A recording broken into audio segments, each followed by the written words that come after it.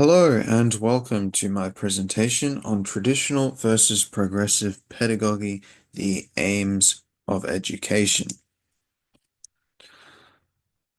So I suppose first off, we have to figure out what education is, and the first step to that is figuring out what education is not. And one thing education is not is politically neutral, regardless of personal philosophy or methodology.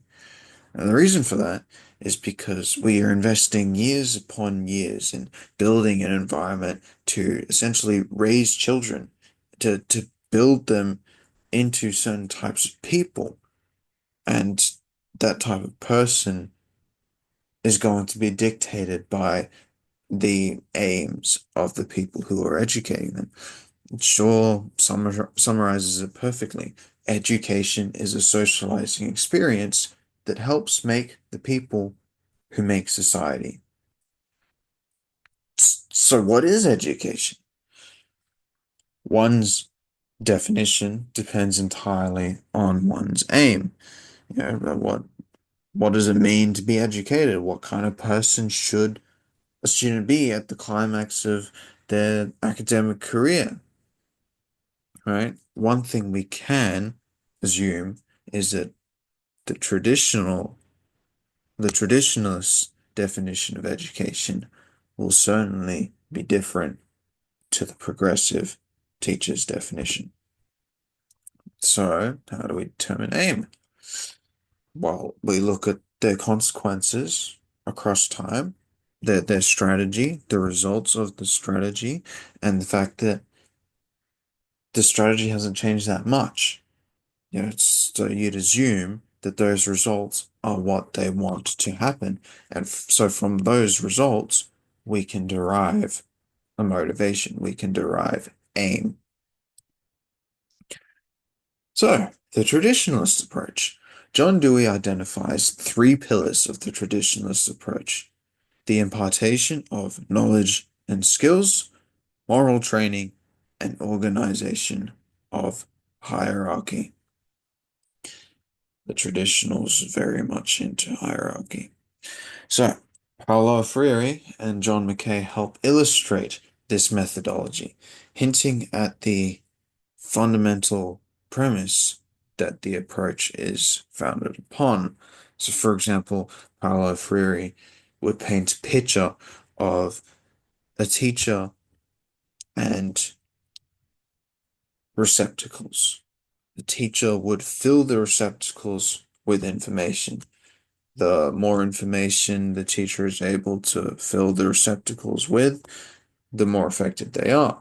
And the less information a receptacle is willing to take on, the dodgier they are. And of course, the receptacles in this case are the students.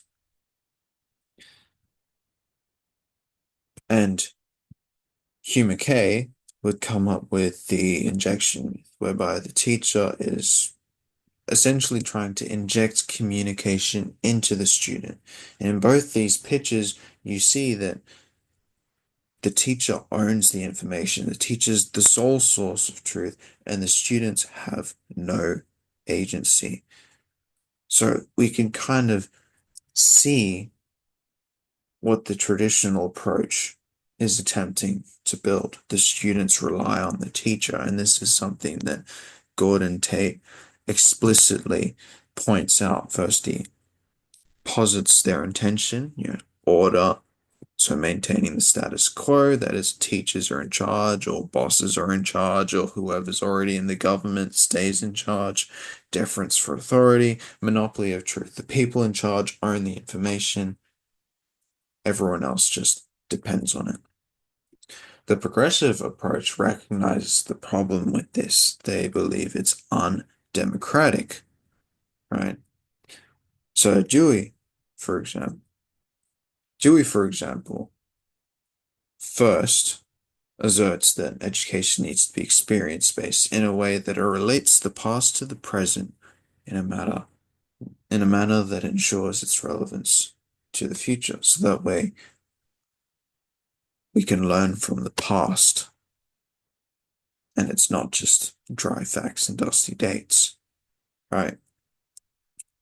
And all of this is to contribute towards the universal progressive mission, which is the activation of mental acuity in the next generation of students. They want the students to grow into adults who are competent, who are responsible, who are critical, who are active. Right? They take responsibility for themselves, they take responsibility for their country, and they're actively informed.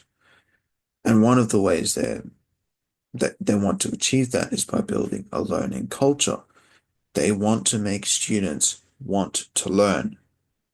And one of the ways they attempt to do that is via dialogic interaction. So, for example, the words and ideas are the points from which the class begins a critical journey forwards. They're learning together, they're experimenting together, they're exploring together. The teacher and the student, they all have agency. The teacher just happens to lead the conversation.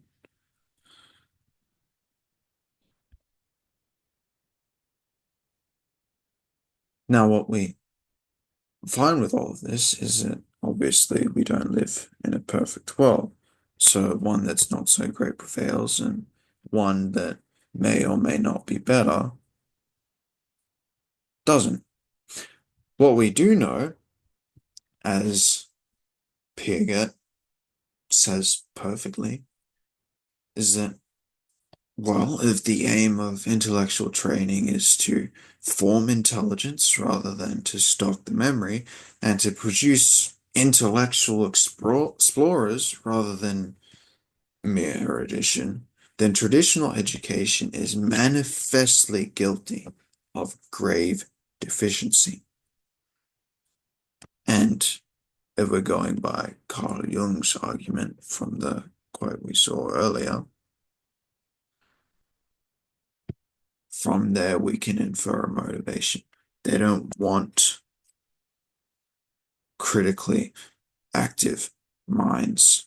They want obedient workers who rely on their employers and the government for information, for jobs, for whatever. The people who are in charge stay in charge, and everyone else, they stay the same. Progressive education, on the other hand, they want, well, they say they want to build citizens to become more active, to become more responsible, to be more critical, to be more understanding. But in today's day and age, we can't conclusively say that that has been achieved. Part of that's because of politics. The other part is because the systems just take forever to update. And another thing that doesn't exactly help is that, as Dewey himself points out, the progressive approach is plagued by reactionary principles that more focused on trying to fight the traditional approach, that they're kind of controlled by it.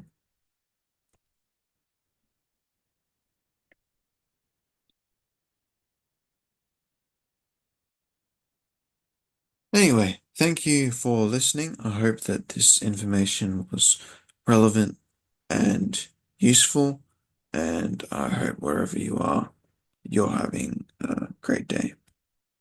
Thank you.